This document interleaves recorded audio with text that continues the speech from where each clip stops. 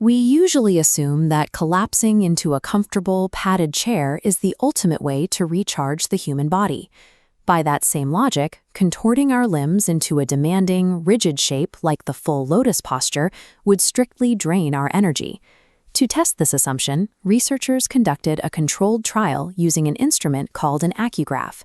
The accugraph is a diagnostic device that measures electrical skin conductance at specific locations called Jingwell points, which are the primary terminals of the body's acupuncture meridians, located on the fingers and toes.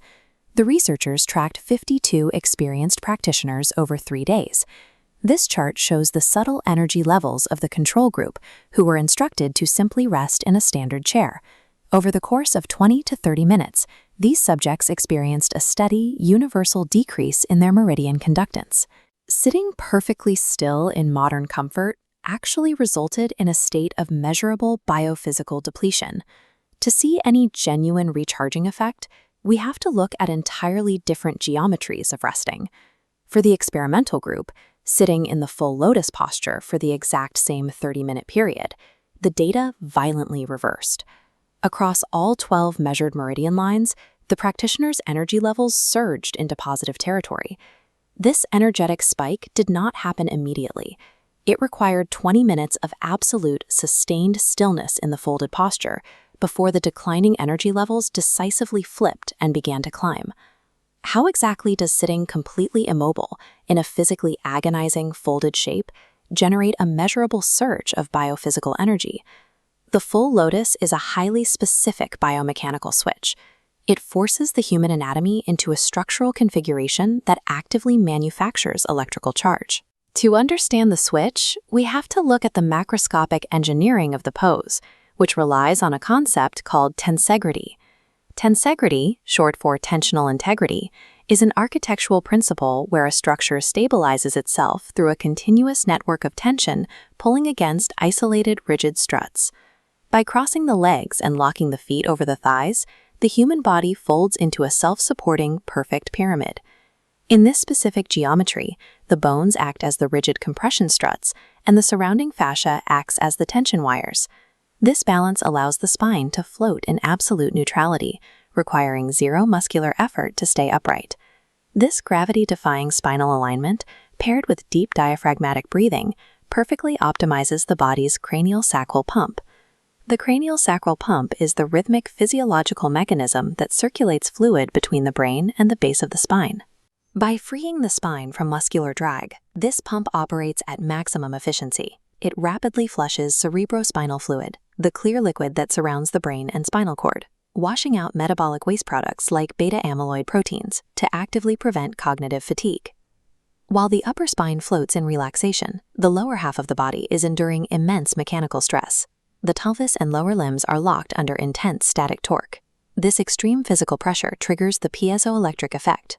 Solid materials like the hydroxyapatite crystals in our bones generate an electrical charge under severe strain. The surrounding collagen fibers also polarize, taking this electrical charge and spreading it upward along the spinal column. The sheer physical difficulty and tension of the posture is exactly what makes it work. It turns the skeleton into a literal mechanical battery, using bone compression to charge the nervous system from the inside out. This endogenous electrical field maps directly onto the ancient, documented concept of meridians and qi, aligning modern biophysics with traditional anatomical charts. We now understand the body's connective tissue as liquid crystal fascia. This means the water and collagen in our fascia form a highly conductive, semi-crystalline state that acts as a fiber optic waveguide, capable of transmitting biological energy over long distances with almost zero loss. The intense pressure and temporary hypoxia of the folded posture trigger metabolic shifts within the mitochondria. Instead of just producing heat, these cells begin to generate highly coherent light known as biophotons, ultra-weak emissions of light produced by biological systems, which then travel through the liquid crystal network. By folding into this closed-loop, triangular geometry, the body acts as a fractal antenna. What ancient text described as a mystical aura is a dense, stable bioplasma field of photons and electrons, engineered by the physics of this posture. If this specific pose operates as a biological superpower, shouldn't everyone immediately drop to the floor and force their legs into it? The strict, uncompromising answer is simply no. Safely achieving this requires the hip joint to reach 115 degrees of external rotation, but many possess deep acetabula, the pelvic socket holding the femur. If this socket is too deep, the rotating thigh bone collides directly with the pelvic rim, causing impassable bone-on-bone impingement. If a practitioner ignores this bone lock and uses their arms to force their foot upward, that immense rotational torque has to go somewhere. It bypasses the locked hip and attacks the knee, a simple hinge joint strictly designed to bend back and forth. The twisting force will violently stretch and tear the medial collateral ligament, the vital band of tissue that stabilizes the inner side of the knee.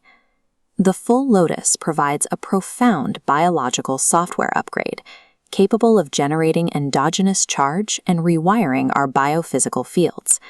But it strictly requires compatible anatomical hardware. You cannot force physics. You must respect the machine. Thanks for watching.